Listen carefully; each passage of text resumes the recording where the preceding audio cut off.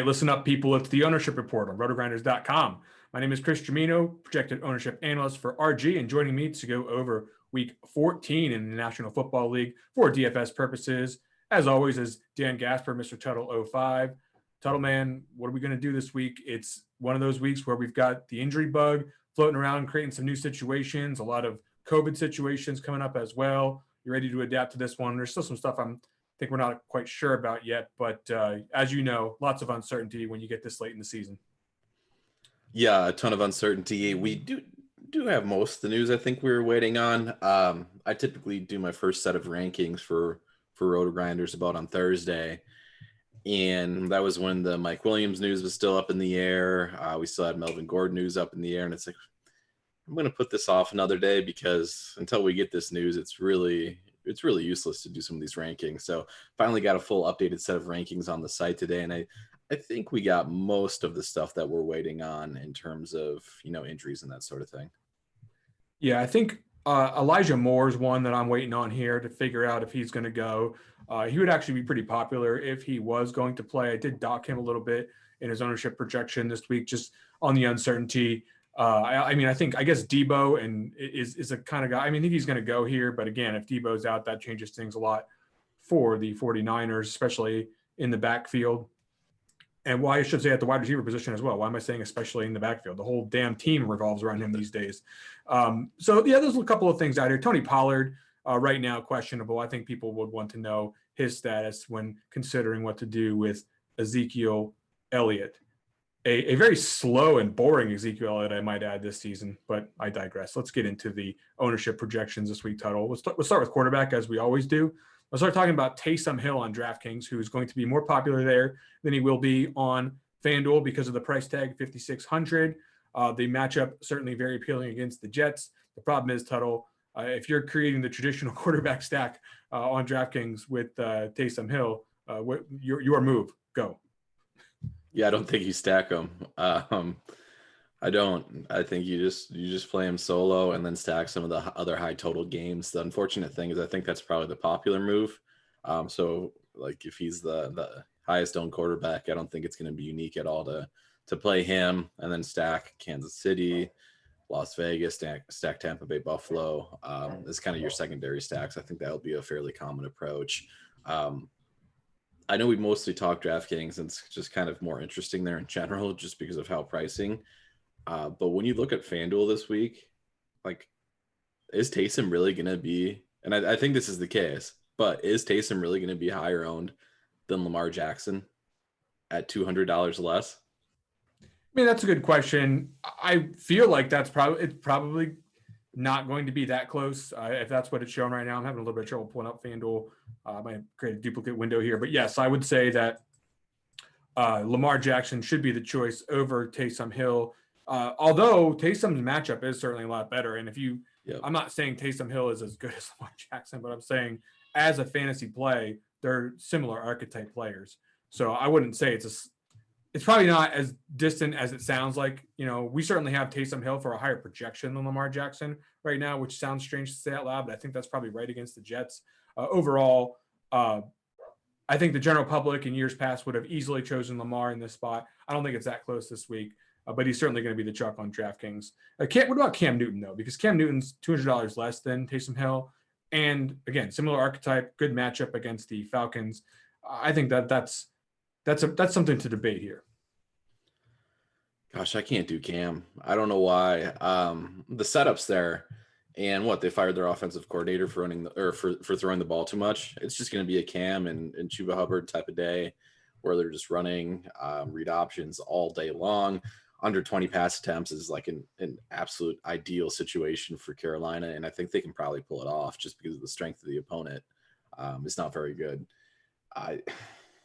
Yes, same archetype. Cam's a lot more of the bruiser, though. So, like, for me, it's much more difficult to envision Cam getting the 100-yard rushing bonus, where we already saw Taysom do it last week.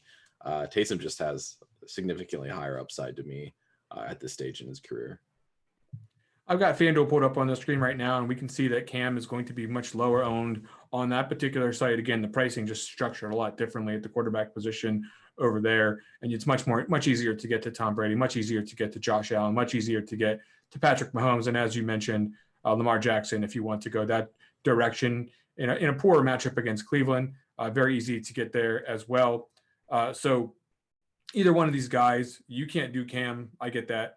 I think plenty of people are going to do that. We have him projected for just over double-digit ownership on DraftKings here. So I think that the 2 running QBs at those price tags, if you're looking to jam them in, is going to be the most popular selections. Now, I did mention Josh Allen. I did mention Tom Brady. They're facing off in a very critical matchup for the Bills here. I do think that the Bills are going to go to the pass game in order to try to attack the Tampa Bay Buccaneers. I think Josh Allen, as a result, is a pretty tremendous play, propped at almost 300 yards passing. Yeah, he's an amazing play. I mean, every team that plays against Tampa Bay just concedes and throws the ball. Tampa Bay is so good against the run. So we see extremely high pass rates. Tampa Bay's offense is really good, and they play really quick. So it increases the plays for the opponents.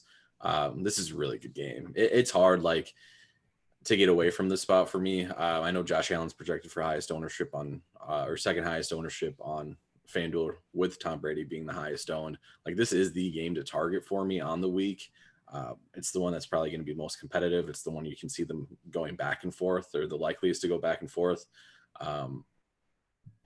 I mean, honestly, at 9.7%, I'm completely fine with that. I typically don't worry about quarterback ownership unless it gets like crazy out of control. So seeing Allen here at 9.7%, that's definitely not, making me change my mind on how heavy I want to be on that game.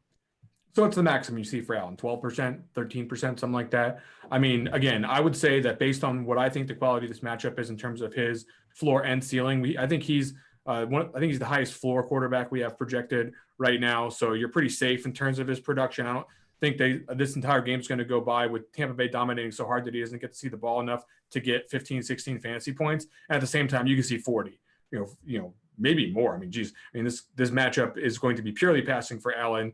That's what they're looking to do. There's no way they're going to stampede Zach Moss into that defensive line for any period of time during this game. So I would be very bullish on Josh Allen. Now, Tom Brady on the other side of this game, I think there's just as much reason to get excited about that. Now, Tre'Davious White no longer playing for the Buffalo Bills. He's out.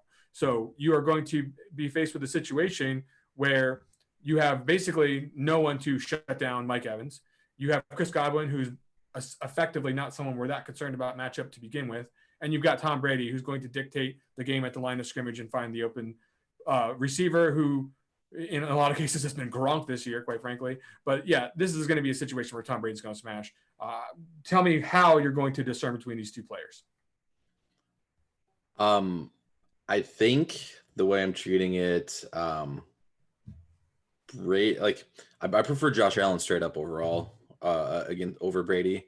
But I do think Brady has some good value on DraftKings, where you get the 300-yard passing bonus. That almost feels lockish in this spot.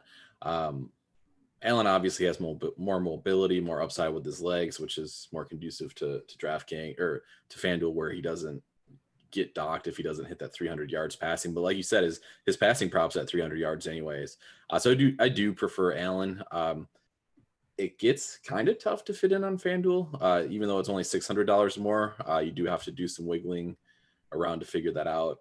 But I am really curious about Brady's ownership. Obviously an excellent play, but like, will people see Buffalo and be a little afraid of the matchup? I don't think so. I think the field's gotten much sharper than in the past. But in the past, I do think it would have been a spot where we could have seen a little bit of a discount in ownership. But I don't think that'll be the case this week.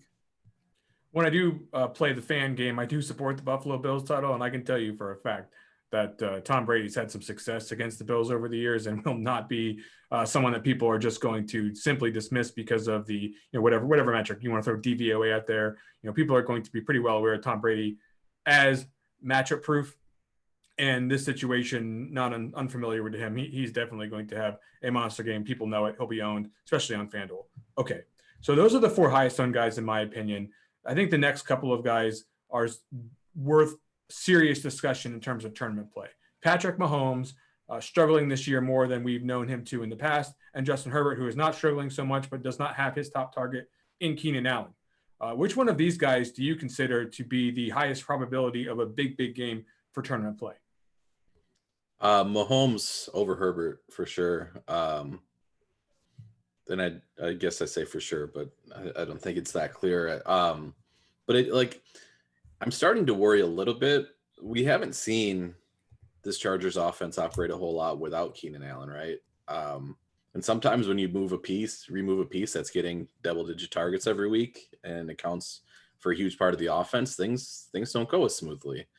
So I do have some of that concern, which I think is going overlooked a little bit. Like Herbert's not going to be chalky, but I still think people love Herbert this week, and I'm just a little bit more concerned, I think, than the general public in terms of the Chargers' ability to continue to move the ball without Allen in that offense. I mean, like look who they're replacing Keenan with, right? We're talking about like Jalen Guyton, Josh Palmer, more 2 tight end sets with Jared Cook, Donald Parham. I think what's going to happen, honestly, is you're just going to see a lot of checkdowns. You're going to see a lot of Austin Eckler involvement. I think that's the most likely scenario.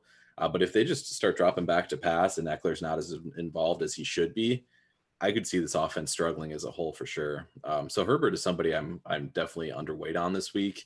And conversely, Mahomes, I think, is a very strong tournament play. As the torchbearer for team preseason at RotoGrinders, I'm going to have to respectfully disagree about the players replacing. Jalen Guyton's always been out there running around like a nitwit during this whole season. But now you get Josh Palmer in there, who's a player that I think could potentially be capable in the league. He's still a rookie. We don't know for sure yet. But when he got his chances in preseason, he looked pretty good to me. Pretty decent in terms of targets per route run. If you go and look at what this guy's actually been able to do when given the chance, he's not been ineffective. So I would not count the Chargers passing game out, and I would particularly not look at who they have at tight end and say, okay, well now they're going to have to put Parham and Cook out there. Now they're going to be less effective. I think both of those players can get the job done if asked to do something a little bit differently than normal. So I'm more bullish on Justin Herbert than you are, but I agree that Patrick Mahomes against the Raiders is the better pure upside spot. There's really, I don't have the same concerns a lot of people do about how Mahomes is playing this year. I think he's going to shake it off eventually, and we're going to question ourselves why we had these problems with this particular offense. But yeah, definitely want to make sure you sort that out for your own lineups this week as far as where you're going to land on Patrick Mahomes. He's not going to be that popular, but I still think his pass catchers and receiving options are still going to be pretty popular. Okay, last couple of quarterbacks before we move on to other positions, Tuttle. Dak Prescott and Russell Wilson, and I'll throw in Lamar Jackson. Why not? 3 guys. These are 3 big name. Well, Russell Wilson used to be a big name player anyway, but 3 of the better quarterbacks before the season started in terms of how we perceive them. Do you have a preference for any of these guys that are going to be on the lower end of ownership? Dak for sure. And I think that he's somebody I could see ownership going up a little bit on.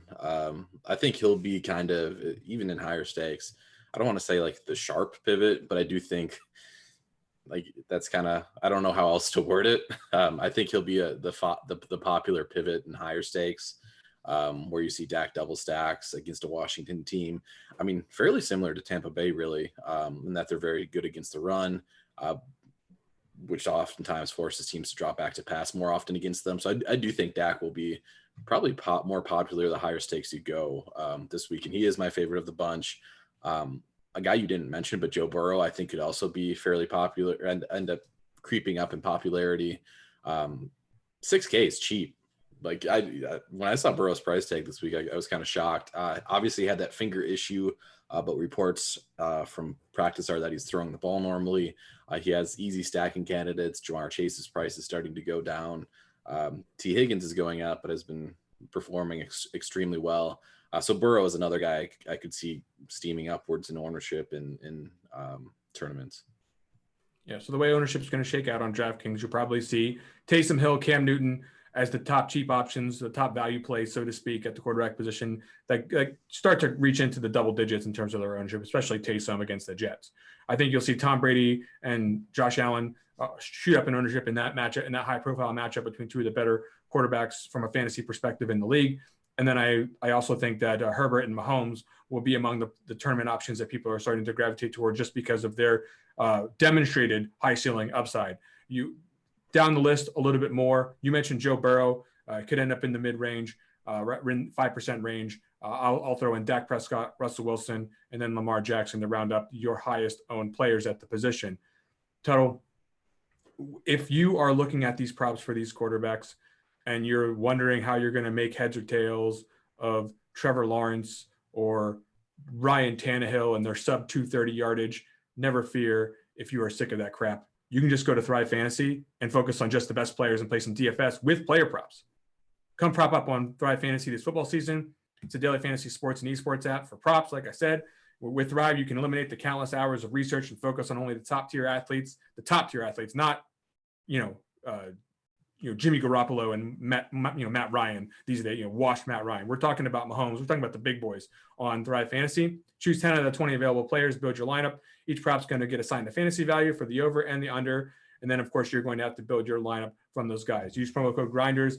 Sign up today and get a 100% instant first match deposit bonus up to $250 plus a couple of tickets depending on how much you deposit. $20 gets you two, four for 100 to $499. You get 6 free tickets if you get over 500 up to $500. So go ahead and download Thrive Fantasy on the App Store or the Play Store. Go to thrivefantasy.com, sign up and prop up today. And on Thrive Fantasy, you will find guys possibly. I didn't look who's over there this week, but you got Austin Eckler is probably our top projected guy. Yep, 22 fantasy points on DraftKings. Like you mentioned, could be in for an elevated pass catching role this week. Discuss Austin Eckler and how you're going to approach him this week at high ownership, because I do think this is a fantastic spot for the player. Yeah, more popular, more viable, better play on DraftKings. Again, PPR, that helps him significantly in a spot like this. I think he's a really good play. I will say the price tag doesn't jump out as amazing to me. So I'm fine. Like, if anybody wants to decide to take an underweight stance, like, he's going to be so heavily involved, but even with how involved he's going to be, it's ultimately going to come down to touchdown variance for him, I think, in terms of if he breaks the slate or not.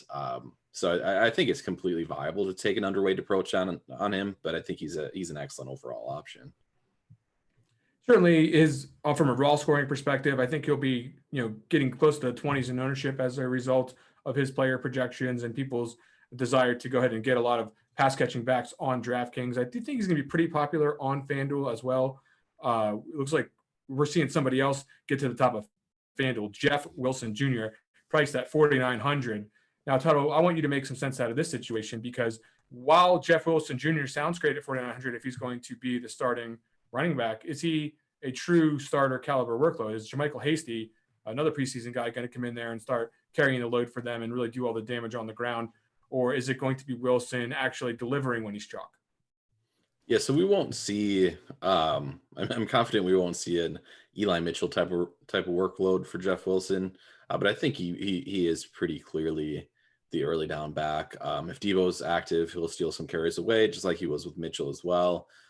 So I'm not expecting like a massive workload for Wilson here, but the reality is, if you play him on FanDuel and you play a relatively cheap tight end, you can play whoever you want at the other spots. That's just how soft the salary cap is over there. So I think that's why he's going to be popular.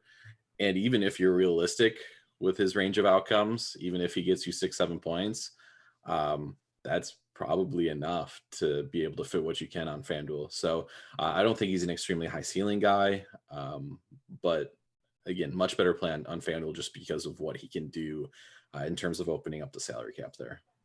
You'll see at the wide receiver position, he's going to open the floodgates on FanDuel in terms of where you can go with your roster there. On DraftKings, not so fast. You've got to actually make some decisions here. Top owned running back on DraftKings right now, which I don't know if it's going to stick by the time this slate locks tomorrow. I've got Javonte Williams up there looking pretty good. And the reason for that is because Jeff Wilson at 4.4, I do think there's enough uncertainty in the projections. You'll see disparate from place to place that he won't necessarily pop as the stone chalk on every single projection model that you see in the world.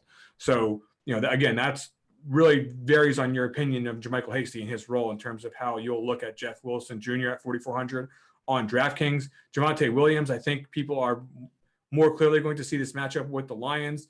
His primetime performance that was through the roof last week, and they're going to gravitate for, and you need the salary savings, quite frankly, on DraftKings. So am I wrong that Williams is going to be popular? If Melvin is active, which it looks like you're projecting in, I think that's wrong. I think, I mean, the reports out of camp are it's going to be a 50-50 split still. And I believe they are stubborn enough to make it a 50-50 split is the thing. Like, I don't think I don't think this is a spot where Javonte, just because he had a really good game, I mean, he should jump into a bigger workload. I don't think that's the likely scenario though. The thing here with, if you want to fade him at high expected ownership, like he's a scary fade still. It's the Detroit Lions. I think Denver's going to have the ball so much. They're going to run so many plays just because Detroit's not going to be able to move the ball. It's going to be a lot of 3 and outs, a lot of really quick possessions for Detroit, which is just going to pad stats for Denver, who again they want to keep control of the ball. They'll gladly just turn around and hand it off to Javonte and Melvin 20 times each if they can, which is crazy to think it's actually within the range of outcomes. So if you look at it more like from that perspective, instead of it just being a 50-50 split, like the raw volume could certainly still be there for Javonte. Yeah, the projection looks pretty good right now. But the problem is what you're telling me is, okay, if people aren't playing Javonte Williams as much as is shown here, that means people are playing Josh Jacobs a lot more than I have right now at like 15% owned, which is not something that I'll believe it when I see it. I actually think it's a good matchup. I think it's a good spot for Josh Jacobs. The projection looks pretty good. Looks like we're increasing the target share projection for him as the season goes on. But man, I mean, it's tough. It's tough to imagine that people are really going to get Josh Jacobs into chalk territory. Is that really going to happen? Yeah. I think projection systems like him significantly, which will drive ownership. You mentioned the target share increase. That's going to continue to increase ownership. Jalen Richard, I think, is likely out with the COVID-19. Kenyon Drake's out. Like, they don't have any other passing down backs that they can go to. They're so thin there. The matchup's good. So you add in a solid rushing workload that he's had all along. I mean, the only hits against him have always been his lack of involvement as a pass catcher. And now he's starting to see that. Again, 9 targets last week. Usually when we see a blip like that, I'd be like, oh, well, that's not going to happen again. I can't confidently say he won't near 10 targets again. No Darren Waller. Again, no other pass catching back backing him up this week. I think I think he's a really good play. Yeah, I don't disagree on the quality of the play. It's really more whether or not people will actually click the button, because again, I've seen this movie before. I've seen Josh Jacobs with a good projection and people not playing him. So it's a, I'm snake bit when I see him pop up, as he was supposed to be a little bit chalkier than I have him here. I lowered him down, probably end up releasing that manual edit. Okay. So Leonard Fournette is a guy that I think people are going to want to play this week, right? He's facing Buffalo, and the matchup not particularly good on paper, but they're down to star defensive lineman. Name is Star, literally. This guy, Fournette's been getting in the end zone quite a bit lately. I think people are taking notice to his workload increasing by the week. What's your reaction to seeing him at high ownership? Do you believe that it will happen, and are you interested in playing him at that ownership? It will definitely happen on FanDuel, where he's just remaining at 7,600 week after week. I'm not exactly sure why. DraftKings has been at least a tiny bit more aggressive, moving his pricing up. But yeah, I mean, he'll have ownership. Again, another running back that's been much more involved as a pass catcher than what we expected, which is kind of what keeps him in play on DraftKings. I'm not as interested on DraftKings, even though he has shown involvement as a pass catcher. I just think there's less room for error with that price tag on DraftKings, whereas FanDuel, I think it's fine. So I think he's a good play. I probably will not be playing him on DraftKings, but I think there's logic to playing him. You can play him with Brady too, is the other thing. He catches enough catches where you can justify playing him with Brady, and you can also justify him as leverage off the passing attack. So I think the idea that you can play him both ways will probably keep his ownership up for sure. Agree there. Another guy whose ownership is going to be up again this week is Antonio Gibson, which would be elevated even further if you got rid of McKissick. I didn't check the status as far as whether or not he's going to be available tomorrow. Whether or not he's available is immaterial to me. I do think that Gibson is going to have a worthy role in the offense for 6K where he can get it done against Dallas. The question becomes, are you willing to do so if there's going to be a lot of people tagging along for the ride? I do think McKissick's status matters to him, which I think is still questionable. he was practicing in a limited fashion at the end of the week, McKissick, but still hasn't cleared the concussion protocol. So I do think that matters, just because, like we saw last week, the game script went in their favor where they could run the ball a little bit more. But even on passing situations, we saw Gibson in there much more often than what we would have seen would McKissick have been active. Wendell Smallwood, who we talked about a little bit about last week, only was on the field for 5 overall plays. Jarrett Patterson was only on the field for 4 overall plays. So I do think McKissick's status is going to dictate how much I like Gibson in this spot. If McKissick's out, I like Gibson a lot at 6K on DraftKings. If McKissick's active, definitely I think you have to downgrade Gibson a little bit. Nobody really wants to get excited about the Giants, but at 6K, you've also got Saquon Barkley as your pivot down. He probably won't be as popular as Gibson. He'll still be pretty well traveled here on this slate, though. It's just because of the price tag at 6K. The Chargers are a decent matchup for running backs, even though the Giants can't run the ball to save their life, and they got Mike Glennon at quarterback. Can you trust Bart? I mean, the guy can absolutely break a big play. So for tournaments, sure, go ahead and dial him up. But do you think that the probability is high that he could have a good game? Or are we just living in the past here with Barkley? We're really waiting for a better situation to emerge in New York before we can get excited again. So I've tried to be early on Barkley this year. It hasn't been fun. Working out great. Right. And so now that he's at higher ownership, he's somebody I probably won't touch as much or have as much exposure to. Again, theoretically, fine play. Workload's been there. It's just the effectiveness overall. I mean, you alluded to it. The offense in general is terrible. And when the offense in general is terrible, that makes it really hard on the running back to make plays. They don't have as many scoring opportunities. So I think he's an okay play projection-wise. But, like, if you think about it this way, like, you're ecstatic if Saquon Barkley gets you 20 points. That's typically not what you want from your running back spot in tournaments. No, especially since, like, you wouldn't be in the least bit surprised to see him have a similar score as Jeff Wilson Jr. Or somebody like that on this particular week. I'm interested in Barkley. I'm definitely not. I'm not counting him out. But certainly easy to be skeptical of him. Very difficult to be skeptical of Alvin Kamara. He's another one of the chalk guys we can expect to have high ownership this week. We're getting close to the 20s here right now with our current projection. Kamara is going to be the Kamara show this week, right? I mean, Dwayne Washington stinks. They're not going to put that guy out there. He's like a special teams player. I mean, who else is there? It's Kamara all day, right? Yeah, it's Kamara all day. And man, like 50, I think the ownership projection is correct. It feels weird though, right? Like Kamara 7,900 against the Jets. Typically, we would just see people smashing in. I think some of the hesitancy surrounding Taysom Hill stealing carries, stealing goal line carries, that sort of thing is affecting this a little bit. But if Kamara is truly healthy, which I believe he is, and I believe we have every reason to believe that he is healthy, we're looking at 20 plus touches against one of the worst defenses in the league. So, I mean, fire him up for sure.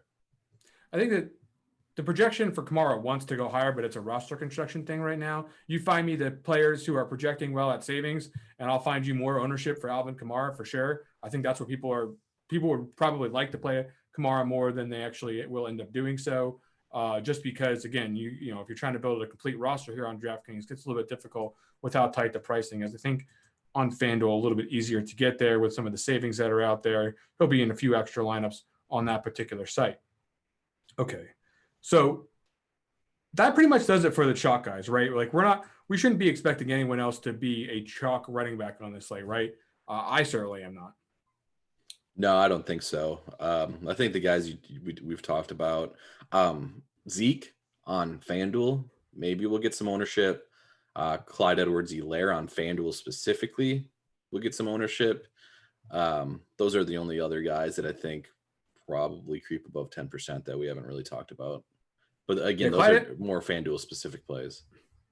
Yeah, Clyde on DraftKings. I mean, certainly you can make a case for a lot of 6K guys getting up there in ownership, but I think, again, people just aren't going to be that excited about playing the guy right now. Okay. If you want to play against Beer Makers fan, Chop and Noto in the DFS OGs League title, go ahead and get to our homepage and click on the link there. There's prizes to be had. There's definitely some pride and bragging rights to be had taking on those guys in the tournament. And certainly, it's always fun to listen to their show. You might want to check it out on the RG podcast feed, which you can like and subscribe while you're over there checking that particular feed out. Again, get to the DFS OGs, league on FanDuel. You can find the link on the RotoGrinders homepage. You can find on the RotoGrinders homepage plenty of content that suggests Mike Williams will be the highest owned wide receiver in the absence of Keenan Allen this week. I think that is especially true on DraftKings. Tuttle, I don't see any way that he's not going to run away with the lead here in the ownership at 6K, unless you're seeing something differently than I am. Pretty easily the highest owned player, I think, on the slate. The much more interesting thing is figuring out, and I don't envy this task for you. The much more interesting thing is figuring out how the cheaper Chargers ownership is gonna fall, because I have no idea. And my take is basically on that is whoever is going to be the lower owned of the two cheapies is the one you probably want to play more in tournaments. I think that could be the guys that it's a little bit difficult to push up in the ownership projection that could end up raising a guy's ownership for a guy like Kamara. If people get really excited about Jalen Guyton for some reason, or people get really excited about Josh Palmer at 3K, that's where you'll start to see ownership on some of the more expensive backs start to rise. But Mike Williams is certainly going to be in a lot of rosters, regardless of the status of those two other guys. I think he's one of the prime cash plays, and in tournaments will be one of the most popular guys. Chris Godwin, oh boy, he came through for us last week, and matchup this week isn't looking too shabby either. The question becomes, just as usual, is there any reason to consider the game theory elements here? Are we just looking at the projection, looking at the game environment, and saying we got to get more Godwin at 7.1 on DraftKings? I mean, you consider game theory. I mean, every week it seems like the easy cop out answer is just play Mike Evans in GPP, Chris Godwin in cash, and It is a cop out answer, but it's also like one of the more accurate cop out answers on a weekly basis. And I think it's the same this week, especially with the Bills not having Tre'Davious White there still. You mentioned it and alluded to it earlier in the show. Like typically that's a matchup that we actually would maybe kind of sort of take into consideration. At least some people would in terms of ownership projections. And it would also theoretically drive more targets to Chris Godwin in that sense. But like, yeah, Mike Evans, I think is easily the tournament play, especially at a lower price tag than Chris Godwin. That does not make Chris Godwin a bad play. Chris Godwin is a fine play in general. But I do think it's kind of the mantra fits again this week, where you just play Godwin in cash and Mike Evans in GPP. If you want to win more cashing lineups, just get above that cash line, you'll play Godwin more often than Evans in tournaments. And if you want to win tournaments more often, you'll wait till Mike Evans is extremely low owned and you play him over Godwin. And then that's probably how you end up winning the bigger sum in your career as far as that goes. But this is probably not the week where that's true. I just think that if you're playing the Buccaneers, you just play them. They're all going to be pretty popular. It doesn't matter. If you think that that's the stack to go with, then get them all in there and don't disregard the ownership. That's my take when it comes to that Buccaneer stack, and then make your lineup different somewhere else. Okay, Hunter Renfrow continues to come through with decent fantasy performances. I have him as a pretty popular player because he fits the roster construction that generally is going to be advised in the mid-tier on DraftKings. The question becomes, with Hunter Renfrow against the Kansas City Chiefs, do we continue to trust what we've been seeing, or are the Raiders eventually just going to have a game where they don't get this guy in the end zone or get him over 100 yards? It's possible. I'm pretty confident the volume will be there, which is, again, kind of what makes him such a good play on DraftKings, or what has made him such a solid play on DraftKings. Obviously, the yardage has been there the past 2 weeks, which probably makes him look a little bit better than what he really is. But if a touchdown falls in his lap or something like that, man, you're looking at 30 DK points right there. So he's a strong play for sure. I think if you want to take the stance that you don't want to play Renfrow, then I think your stance in general probably should be that the Raiders just struggle. Kansas City's defense has been playing a little bit better. Maybe this is the stance where you go a little bit more overweight on Clyde Edwards-Helaire. Kansas City's defense is cheap on FanDuel too. Maybe you just do the CEH and Kansas City stack and hope this game stays relatively quiet. I think if you're fading Renfro, that's the stance I would take. Yeah, this is a second division matchup. So, the old adage is that the division games tend to have, unders on the back end of the 2 game set here. We'll see if that transpires here. With Kansas City, I'm certainly not someone who's all that excited about Hunter Renfro long term. The recent success has burned me a little bit here. I haven't been on him too much, but I'm definitely not going to change my stance that I don't necessarily believe in him as a player in the long run. So I'm not going to be overweight on him, although I'm going to quit ignoring him, getting my ass kicked every week because the guy's getting 10 targets all the time.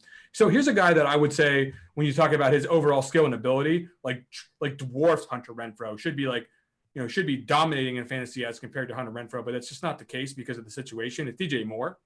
He's 6.2 on DraftKings. I mean, who would have thought we're thinking about drafting Hunter Renfro over DJ Moore for $100 difference, but that's going to be the case this week. I do think that Cam Newton has a little bit of a thing with him. I do think that the matchup itself is pretty good for the wide receiver spot. And if the Panthers end up throwing the ball at all, DJ Moore is in line to be the top target here. Do you trust him with everything that's going on in Carolina? No, not at all. If this ownership projection of 15 to 20% is accurate, I want absolutely no part of it. I really do think, ideal scenario for them is Cam throwing the ball under 20 times. And if that happens, you're just looking at even 20 times. For Cam Newton, I guarantee an ideal situation for them. Guarantee that's what they want. Again, it's more of if they can execute that and pull it off, which the opponent this week, they probably can.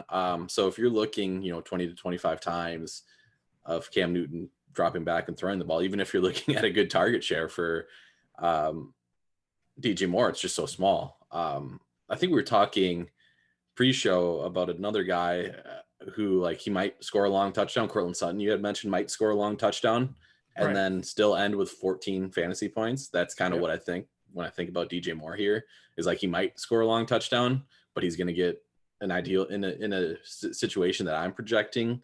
In an ideal situation for Carolina, he's going to get 4 targets type of thing. He's going to end up with 14 fantasy points, even if he scores a long touchdown. So I want no part of DJ Moore personally. The scenario you're talking about, I mean, it's definitely a scenario that speaks more credence into somebody like Chuba than currently being touted across the industry right now. I mean, with Cam Newton in play, those running, and of course Amir Abdullah is lurking back there. It's not anything to get super excited about, but yeah, I mean, definitely you're taking a big old steaming dump on DJ Moore, and I can't really blame you for it at this point in time. 2 guys that are certainly going to be steaming, but won't be dumps. Tyreek Hill, Stephon Diggs. I mean, both of these guys are in incredible situations right now, with Hill against the Raiders, Diggs against the Buccaneers, where, he's a versatile player. He can get open in the short and intermediate area where the Buccaneers are going to see the majority of their targets on a volume basis, right? Guys like Diggs, guys like Beasley could have big games here against the Buccaneers. Are you paying up the big price tags on DraftKings? We know we're doing it on FanDuel, right? Because you can afford it on FanDuel, and those guys are going to be super, super popular there. But on DraftKings, are you willing to pay the iron price? In some builds, I think the interesting thing here, and we're kind of seeing it with the projection and even projecting for decent ownership, people are forgetting that Stephon Diggs' target share this year has really not been anywhere close to what we saw last season. He's it's not been amazing the last few weeks and in this season in general. So 8,100, there are paths to him failing this price tag on DraftKings for sure. I feel much more confident in Tyreek Hill getting the volume than I do Stephon Diggs. With that said, I'm gonna it's a great spot again for the Bills. We talked about on the top of the show how much I like Josh Allen and how much I like the passing attack in general, and because of that, I will have exposure to Stephon Diggs. But I do think if you're just taking a more pragmatic approach and looking to I would say somebody like Cole Beasley or even Dawson Knox is perhaps a better stacking candidate with Josh Allen, just because I do think the overall passing game production is going to be spread around in general. So when that's the case, go with the lower owned stack and go with the guy that's not the most expensive of the bunch. Yeah, I mean, I'd rather lose than not play Stephon Diggs this week. The situation with Josh Allen, as he's mentioned out loud, I believe I heard it on the broadcast last week. They were, Josh Allen has admitted that it was a mistake to not get Diggs more involved. Now, last week, of course, they're playing New England in treacherous conditions. It probably wasn't quite as easy to get that volume pumped out for this guy. The previous week against New Orleans, not necessarily the easiest matchup in the world. This is the first time I think we're going to probably get to see Josh Allen come through on that promise. And I am very much expecting Diggs to have a big game this week. If, maybe he won't get the touchdown and have the tournament winner, but I'm certainly not going to sit by and watch him get a ton of targets against Tampa Bay, a game where they're not going to run the ball at all and not play Stephon Diggs. I do get all the concerns that you had mentioned, but I'm definitely very, very bullish on Diggs this week. Okay, so you mentioned Jalen Guyton. You mentioned the Chargers cheapies. Where are we saving money on this slate? If I don't know. We're waiting on the news for Elijah Moore. Are we saving with Jamison Crowder if that's the case? Like, what are the salary saving options this week? Yeah, we're waiting on Elijah Moore, and we'll see. Like Sterling Shepard, maybe. We talked pre-show. It looks like he's good to go. He's 4,600. Value's not great, which is another reason why you might see Beasley, who I mentioned, actually creep up a little bit in ownership too. He's not been good either, but that's kind of more an indictment on the Bills in general lately than anything else.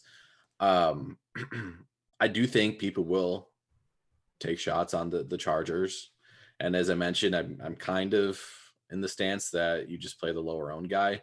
But if they're looking similarly, it sounds like you like Palmer's skill set, and I definitely do like Palmer's skill set more than Jalen Guyton. The thing is, we've seen the Jalen Guyton story before. We've seen it play out numerous times over the last few seasons where he has been the wide receiver too, and he's just running wind sprints out there. Like, honestly, his role does not change much with Keenan Allen out. He's going to be out there. He's going to be running deep routes. If he, again, we keep coming to it. Like, he's a guy that could catch one deep ball for a touchdown, and at his price tag, at least, so that's probably enough to work him in closer to optimal lineups. So I get why people will play Guyton, but I would not expect some massive role change than what we've seen from him in the past. Yeah, I'm not particularly excited about Palmer, other than to say that if I'm choosing between the two, I might take that chance just because I do think you'll get the ownership arbitrage as well as the potential for him. I figure he's more likely to be some percentage of the time he'll play more of Mike Williams, target situation and role. Maybe there's like a few outcomes we don't know about where he's like more in the Keenan Allen role. I don't think so, but I mean, you never know right now how these teams are going to come in and attack it. More often than not, though, both these guys are going to stink.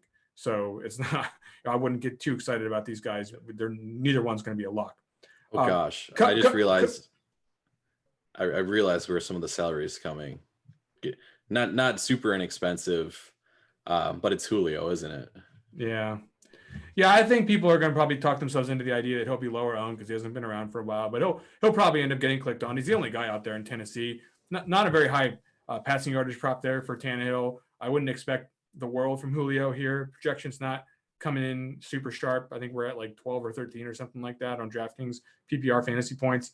But again, if the guy's going to be the number one target in the offense and he's 5,400, we are starved a little bit for salary savings right now. I don't see a whole lot of relief coming. In particular, Brandon Cooks.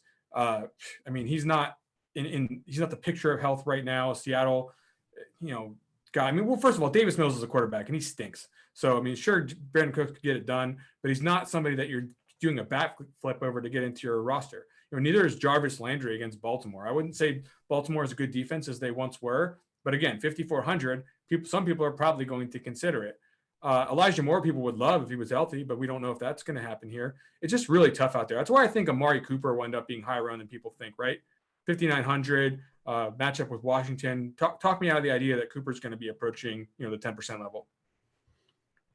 I think I can. When we talked about Dak under the quarterback position, it's just a matchup that typically allows teams to throw it up a little bit higher rate. Then you consider that they don't have Tony Pollard. Or he's at very least very banged up. Zeke's banged up and can't run the ball. They have run Zeke more than they should, which makes me think they'll probably do it again this week. But even if they do that, I think they'll still see a pretty good amount of pass attempts here. So yeah, I think Cooper's a pretty good point per dollar play. Yeah, I'll probably try to get a Dallas stack in there, or maybe some other kind of a team that's related in that game. I think I just gave it away. But RotoGrinders.com premium, if you want to see all the stacks that you can build in Lineup HQ, get access to this amazing tool, and start building some NFL DFS lineups today. Okay, let's get into the tight end position. But let's do this real quick because it's really going to be spread out. I think it's difficult to even say with any confidence that people are going to say one tight end is the chalk tight end or another. I think I've got Gronk right now as the highest owned guy, but Austin Hooper at 3,400 should start to creep up there in ownership for salary savings. You'll see punts on James O'Shaughnessy. God, I never thought I would say that. And then Kelsey probably ends up getting some ownership just simply because, there's really not that many other exciting places to turn at the tight end position on DraftKings. You tell me, is one of these guys going to end up being chalky? Because right now it's pretty spread out from my purview. No, I don't think it will be chalky. Hooper's kind of the guy I think could be chalkier than what we have projected. He seems to be getting a lot of love for what I've seen. I'm not huge into it, but I would rather personally play Jared Cook. We talked about how the offense could kind of change up there in Los Angeles. I'd rather play Jared Cook over Austin Hooper, but I do think Hooper's the more popular opinion currently. I think so. The interesting thing is here, we have Gronk projected for decent ownership, Kelsey, Kittle, and that's probably true. But I do think you will probably see some of these lower price guys. Again, Hooper might be the guy, just come away with it because of the lineup construction we've talked about. If you're not playing Taysom at quarterback, if you're paying up for one of the higher priced stacks, it's pretty hard. If you're you can't really pay up at tight end.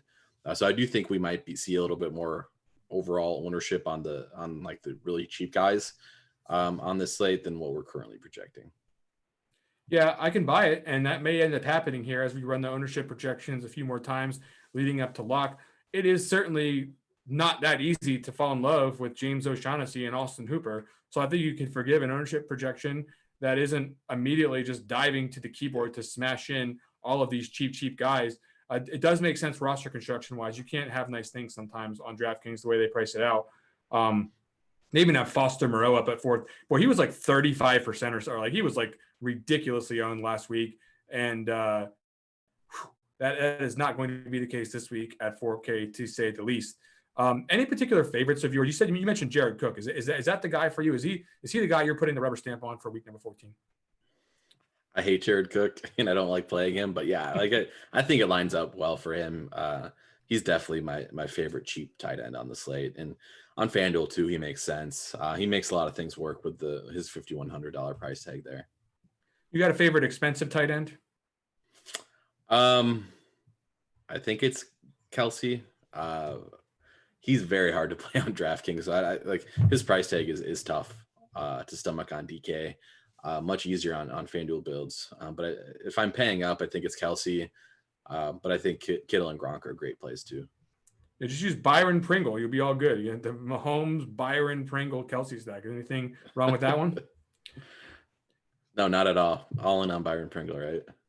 Okay. Well, we'll see about that. Like Byron Pringle is going to make you eat that. If you're not championing Byron Pringle, he's got the skills to get it done. Okay, he's 3,200 by the way, which actually isn't like the worst thing in the world if you wanted to take that risk. Okay, so defensively, I think you're going to see a lot of the Seahawks on DraftKings. You will see a lot of the Panthers. These are sort of mid-price defenses because we don't have anyone super down low that we can really, really get excited about. Unless you're more excited about the Jets than I am, talk about it.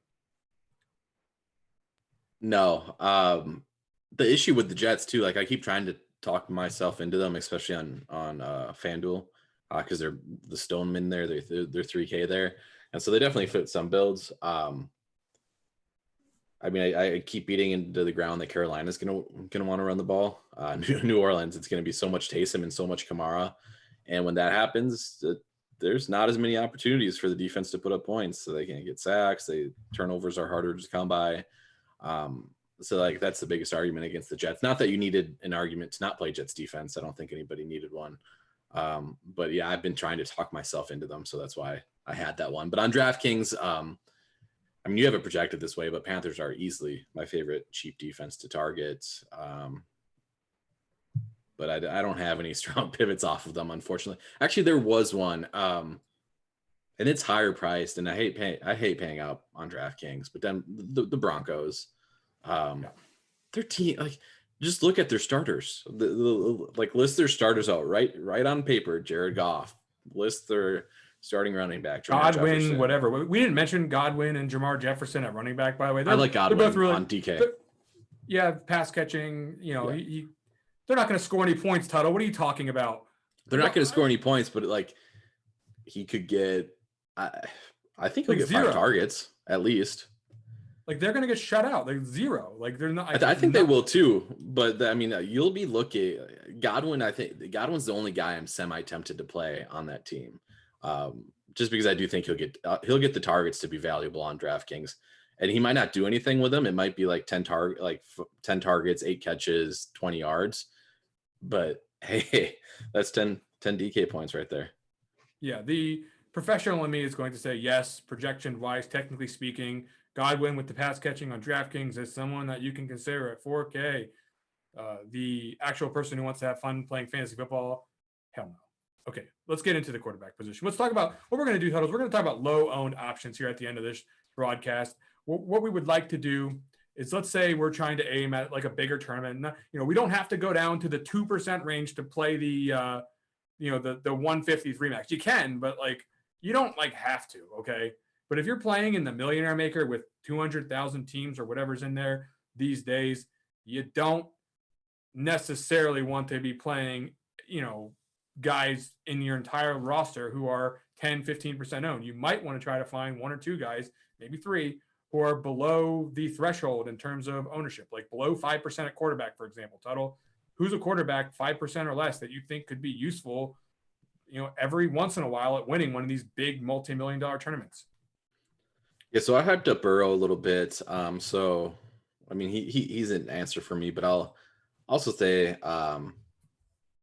Lamar Jackson. Like, come on, like, are we like their offense has been so bad, and he's not going to be owned. Like, but it's like there's been talk about them running a little bit more hurry up. I know the matchup's not the greatest in the world, but we talk about guys with legs, guys that can make like this guy. There aren't very many quarterbacks that are going to be under 5% owned that actually have legitimate 40-point upside, regardless of matchup. And that's Lamar Jackson. I think he's an awesome tournament play this week. Sure. If you have the money, go ahead and find a Lamar Jackson team. I don't have any money on DraftKings this week, Tuttle. I don't know if you're having that problem too.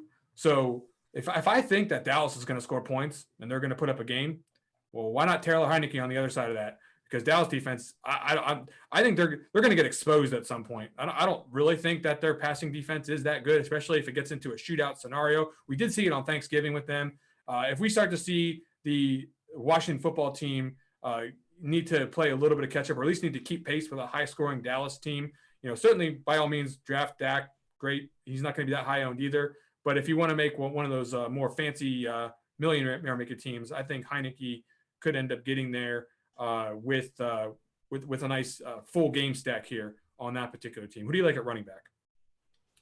Your running back's a little bit more fun, and a little bit more out there for me. But this guy's been in the headlines for not getting enough touches. James Robinson. Shit. Yeah, that was going to be my guy too. Go ahead to talk about it though, because I think we're on the same page here. I do think we could so we've seen it. So I don't do coach speak a lot. I know it seems like I do because I'm beating this Carolina situation to death, and now I'm kind of taking it into consideration here. But I do think we'll see overcorrection here where they just feed Robinson. And the other thing is we've seen it this season. So he has 5 games of 19 plus touches. So I think ideal situation. He doesn't fumble the ball early. He doesn't get benched early. He gets 20 plus touches, and it's not a bad matchup. He's cheap. He's 5,800 on DraftKings. He's 6,400 on FanDuel. I mean, anytime you can get a guy that could get 20 touches for that sort of thing, for that sort of price tag, I think it's worth taking shots on in tournaments. I will mention that the Jaguars aren't very good. I mean, as a matter of fact, they suck as hard as many teams as I can remember on offense. But so I'm not that excited about James Robinson. But yeah, I agree. If he's going to be under 5% owned, like the squeaky wheel narrative, so to speak, is in effect here. Trevor Lawrence was the one who came out and stood up for his guy and said, "We got to get this guy on the field. I expect him to play a more normal workload this week and have a chance to produce." How about a wide receiver? So I got a few guys written down. I don't know if CD was quite under the he's good. the limit. Yeah, so CD was one. So there are guys in that game in general. CD and Terry McLaurin I had written down as a place to target. I've talked about Lamar Jackson a decent amount. So Marquise Brown naturally, he's going low owned. I think he's a good play. I think people are going to play DK Metcalf, but not really play Tyler Lockett. And again, that's kind of a similar situation to why can't I think about the Mike Evans, Chris Godwin thing? You just play the guy that's going to be lower owned. Lockett would be that guy. So Lockett doesn't fit the criteria quite because he's around that 7% range, but I think he's fine. And those were the guys that I'd written down. Oh, one more guy I wanted to talk on. Soccer Dave somehow brought a relevant stat to the Swallcast this week. And it's the first time he's done it. So it was extremely surprising. It was extremely surprising to me because I didn't follow the game all that closely. And this guy's a terrible player, but Rashad Perryman was very clearly working as Tampa Bay's wide receiver 3 last week. He ran a route on 49 of 52 Tampa Bay or Tom Brady dropbacks. I think he was only targeted 3 times, only caught one of those. But we're talked about being starving for value on this slate. Why not take a 3K guy in a game that we expect to shoot out? Yeah, if Soccer Dave's figuring this out, I guess I probably need to get a little bit of ownership on this guy. I mean, that doesn't. I actually did see that as well, and that makes quite a bit of sense. And I neglected to manually get him up there. The algorithm wasn't in a hurry to give Rashad Perriman any ownership, but I do think for reasons we've discussed many times in the show that could be the case. Here, I've got a stat for you. I got stats for you, Toto. This is a fish, target depth stat take for Michael Gallup. So the Washington football team gives up, as a percentage of their passes, one of the higher percentages in the league of targets, the third highest percent, as a matter of fact, between 10 and 19 yards down the field, right? So, and they also give up a pretty good number of targets downfield, mid-ring 20 plus. But Michael Gallup, his percentage of targets, 10 to 19 yards downfield is 41%. So the majority of any targets that he's seeing is in that radius of the field. And, quite frankly, it's also about the ownership here with Gallup. We know that at 5,500 is not a steal. It's not. It's like, quite frankly, it's a pretty egregious price tag when you get Cooper for 5,900. You can get a lot of good salary plays in the slate in that mid range. But I don't think anyone's going to play Michael Gallup as a result of that. And if you're making that Dallas stack and you want to be a little bit different, I think that's a pretty interesting way to do it. I don't think it'll be the most popular way at all. You got any tight ends? Austin Knox is my guy. 19 targets over the last 3 weeks. He's coming off the primetime game where he looked pretty bad. Dropped a few passes. But opportunity's been there. Again, talked about a guy that's in a high scoring environment on a game that's going to be stacked a lot of ways, but he's not going to be a very popular part of those stacks. So yeah, I like Dawson Knox. Good touchdown equity too. I think he's got 7 touchdowns on the year. He's a guy they look for in the red zone. So I like him. I'm not ready to stand up for any of these tight ends. I mean, I like part of me wants to say something about Foster Moreau right now, but I just can't. No offense on the Broncos, and God, I mean, I can't even get behind Teddy Bridgewater for any particular reason. You're going to see Mark Andrews and Kyle Pitts low owned, but I'm not ready to. What about Brock Wright at 2,500 total? You mentioned that the Lions have absolutely nothing going on. I don't think anyone's going to play him, but I do think that the projection isn't the worst for a $2,500 player. Is this going to be something that people are going to do? Yeah, I saw the projection on him, and we probably got to temper down Detroit's efficiency numbers, I think, a little bit here. That's probably right. I mean, it's the same thing. We've talked about it so much. It's hard to justify or think that Detroit's going to do anything. offensively. If they do something offensively, sure. I don't know anything about the guy. I don't know. I can't invest in Detroit this week, I don't think. Yeah. What kind And of with upside that, can he have? I know he's cheap, I but don't like know. what kind of upside can he have? I don't know. I'm sorry I opened my mouth about him. We're going to end this show on the stone worst player we mentioned in the entire show, and that's how we like to do it here.